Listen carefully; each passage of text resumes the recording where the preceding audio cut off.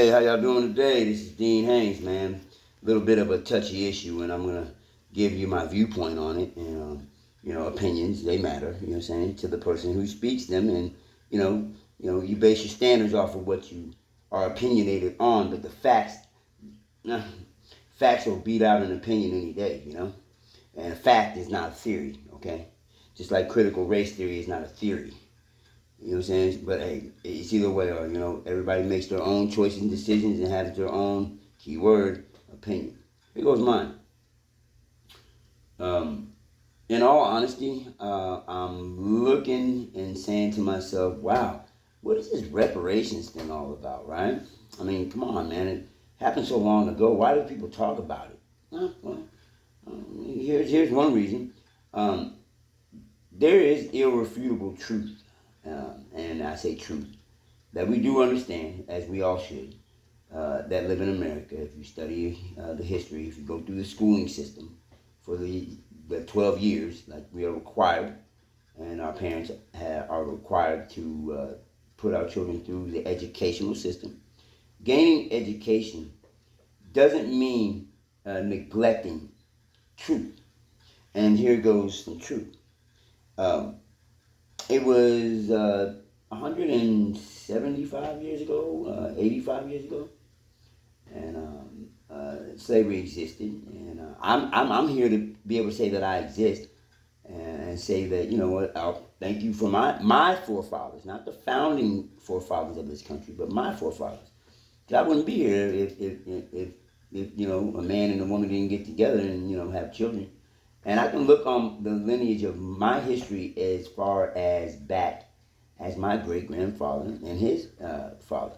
And I know that he was a slave. I know it. I mean, I absolutely 100% unequivocally know that I am a descendant of a slave. Now, am I going to say that, oh, you know what I'm saying, I don't deserve it? Well, well, watch this. The Native Americans of the United States were given land in the land where they were at, and after, I guess, if you want to say, it was propagated by the founding fathers of this of the Constitution and all that good stuff. Brother, and they were given that. Okay, in World War II, a lot of the Japanese keyword immigrants, they were rounded up and put into in camps. And you can go do your knowledge on that one. And after World War II was over, and even they were given reparations. Okay. To the Jews that were living in the United States and abroad, the Jewish, I'm sorry, and to them, they were given reparations and had memorials set up for them, and do get paid billions of dollars through policies and contracts set up by the United States government, and in a form of, I guess you could say, reparations. Uh, and there are people like me, can't say everybody, that, and because I'm not gonna call myself black, we were just slaves back then, 170, 80 plus years ago, and are considered as. Because I wouldn't be here if it weren't for those slaves, saying that were, back then. And the argument in this reparation whole thing, and I'm not arguing with it. I mean, it is what it is. There were people that were slaves that helped build up this nation called America. Okay, we can't not deny that. Okay, and we attained our last names, meaning the descendants of slaves, from the owners of the slaves, and that's how we got our last name. So that's not really not my last name. I just know that my last name's Haynes. I know that I'm called by it, and I love it. You know what I'm saying? I identify with it because it is my last name. But that's how we were identified back then, as the same. So here we go. Why not? Why not come up with a plan? I mean, get it off the table, right? I mean, it was so long ago. That's what I get to hear from time to time, and it's like, wow, I don't get to forget about the 4th of July. I don't get to forget about Memorial Day. I don't get to forget about Veterans Day. I don't get to forget about Christmas. I don't get to forget about Thanksgiving. I don't get to forget about, but I should forget about that was so long ago, right? I mean, look at where I'm at. I mean, I'm gonna give credit where credit is due. America is a wonderful nation that was founded by not my fathers, forefathers, I should say. But yet, then the plan is, live in the land, right? This is a land to live on. Anywhere you go, where you have to live, right? So I'm not gonna say it's like the worst place, but it has its corrections that need to be made, just like any other country does. Okay.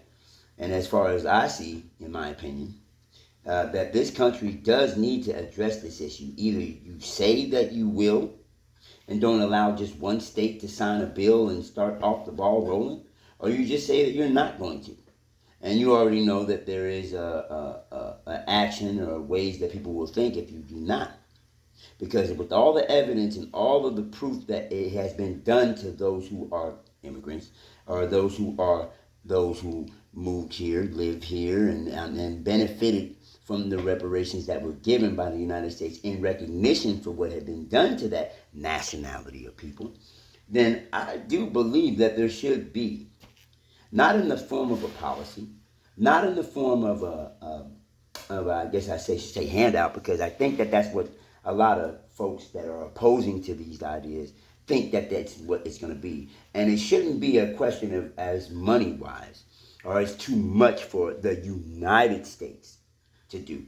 For I see many of things on how the United States has plenty of resources to be able to lend to those who are not of this country, living in this country, to their country. So let's question this. What about the people that live here? You know, that's what it's going to come down to, right? And there is going to be a line that's followed as far as repairing damage that has been done to a certain people, as I see that the United States has done, then it would be only right, and fair to do that. And when I say that, I mean give reparations to those who are, and can it be proven to them, and they can prove that they are the descendants of slaves. You can look at the social construct as far as how a person's living as of now, but there is a very large gap. And you can go through the gap and you can look at the history and you see the injustice. You know that there are things that have been done that help improve, but has it truly improved that nationality of people? Because we were not, and I say we, but I mean my forefathers, not the founding fathers, but we were not considered to be people. You can look this up in your books. You can look it up. It's in America's U.S. history and in their treasuries and in their history, that you know that this is the truth. So I'm not saying like they rage out because I don't get it. I'm just confused as why the justification for doing it for other nationalities, that there is none for the ones who were here when those events and were not partakers but subjected to those events. For I come from a great family, and honestly, hey, we just want fairness. That's all. So, with that said and done, I agree. And I believe it should be planned out, and I believe it should be done. Because if you wanted to get out the way and you want it to be done with, it's going to consistently stay in the faces of the founding fathers and those who uphold the Constitution to the utmost degree. You can't deny this. It must be corrected. And so, it's on the table. Amongst all the other things, American, what are you going to do about that?